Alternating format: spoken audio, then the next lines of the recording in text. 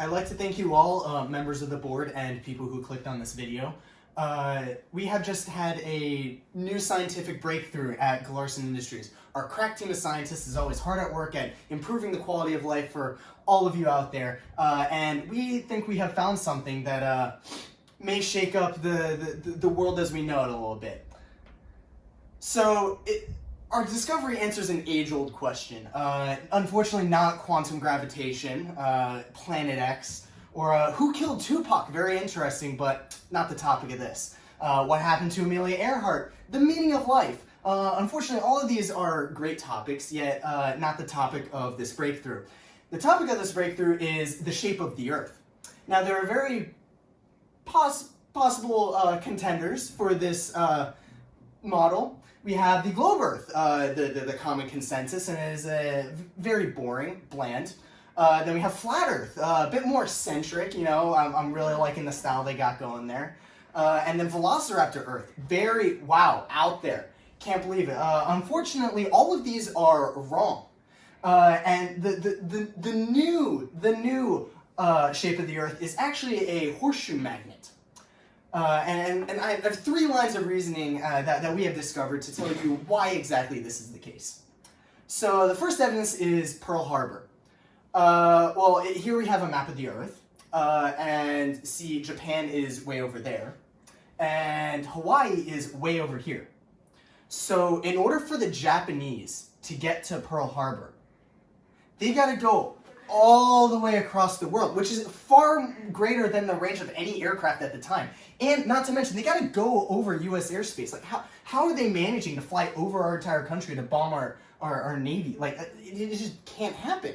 So we found this discrepancy, which led us on to this, this very scientific discovery. And we decided that if this was a horseshoe magnet, right? Japan would be over there like it is on the map, and Hawaii over here. But we were looking at the map like this, when instead it is curved. So Japan just flew over the gap to get to Hawaii and flew back. This is a very plausible explanation as to why they could go so far in such a short amount of time. So the second evidence is the eclipse that most of America experienced in the summer a few years ago. So with all models of the Earth and our solar system, you need a comprehensive view of what the sun does, what the moon does. Otherwise, it doesn't hold up as much. Flat Earthers still need to work on this a little bit. Velociraptor Earthers got it in good. So here we see the moon. The moon is in the center, and it actually moves in a figure 8 around both of the poles. This would give us the,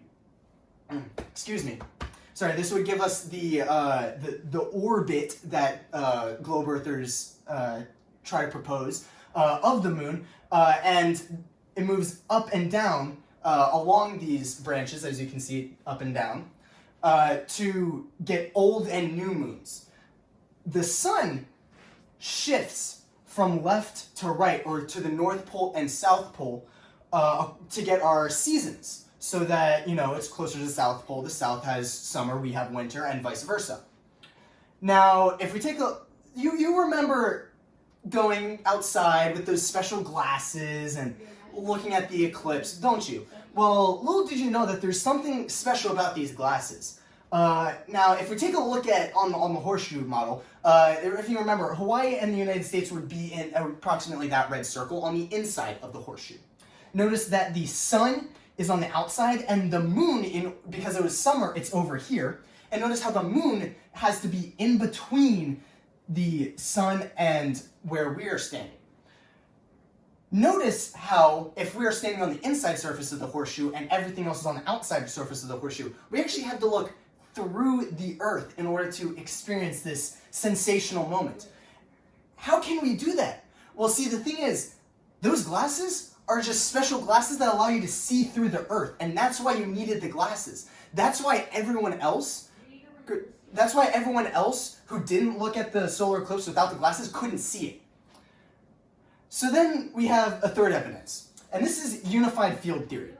See, Maxwell changed physics for the better or worse. And before him, there were 5 fundamental forces that were said to govern all of reality. There was a strong force, weak force, gravitational force, electric force, and magnetic force. But after Maxwell did many of his discoveries and came up with his very famous equations, he narrowed it down to 4, combining the electromagnetic force and the electric and magnetic force into the electromagnetic force. Then, with horseshoe theory, we can do the same with electromagnetic force and gravitational force, creating the electrogravomagnetic force. This was something that Einstein failed to do when, and it's one of his last works before he died. Now, how does this work? Well, see, we said horseshoe theory, but remember, it's horseshoe magnet theory. And that's key here, because the magnet pulls you in to the Earth, not the gravity of the Earth. Which is why you eat your leafy greens. If you know anything about leafy greens, you know you eat them because they're rich in iron. This is the reason why you need to eat your leafy greens, is so you get iron in your blood and thus can actually stick to the earth. Without those leafy greens, you would be flying off into space, which is why your mother makes you eat your vegetables. Thank you. I wish you have a very nice day.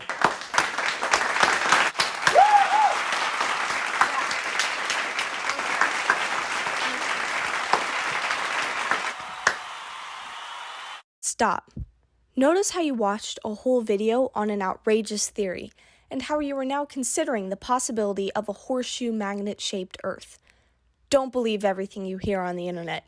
You need to check your sources and verify their legitimacy. Take this man for example.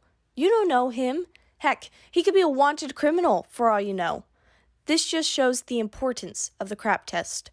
Credibility, relevance, authority, accuracy, and purpose. Let's analyze this video, shall we? First, credibility. How can you trust this man? He has no shoes on. Look at him. Look, where are his shoes? Next is relevance. Who asked? Did you ask? Was it you? 'Cause I didn't ask. Who asked? Authority, who is he? Mans didn't even tell us his name. Look up Galarson Enterprises, why don't you? Error 404, file not found. Accuracy, where are his sources? Where is his Noodle Tools bibliography? I did not see his works cited page. Where it at, though?